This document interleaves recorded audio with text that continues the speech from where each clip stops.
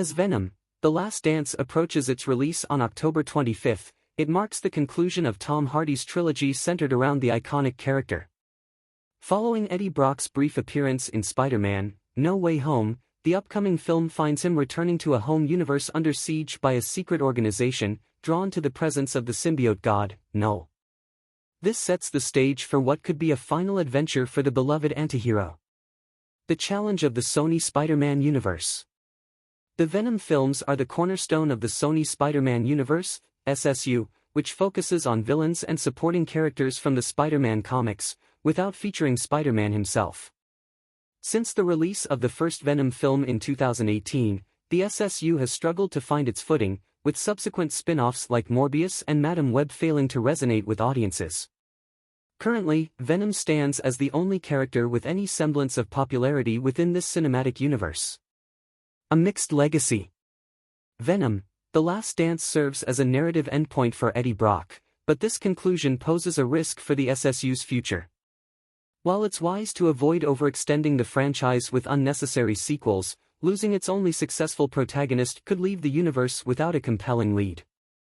The Venom films may not have received universal acclaim, but they have captured the audience's interest, making Hardy's portrayal of the character a notable success. Venom's complex relationship with Eddie Brock offers rich storytelling potential, blending humor and action in a way that resonates with viewers. However, the SSU has not successfully introduced any other characters who can lead the franchise. The lack of viable protagonists suggests a dire future if Venom departs. Failed attempts and lessons learned.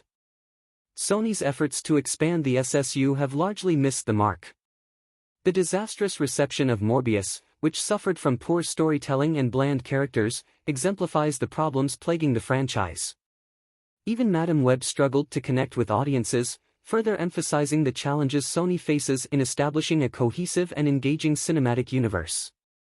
The root of the problem lies not in the acting talent but in the rushed, profit-driven approach to storytelling.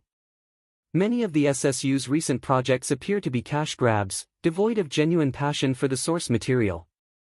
Unlike Venom, which has a solid fan base, other entries lack the same engagement and authenticity.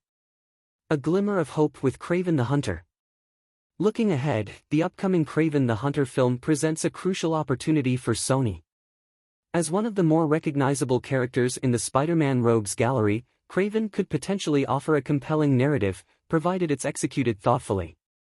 With Aaron Taylor Johnson in the lead role, there is a chance for the SSU to introduce a character that audiences can rally behind.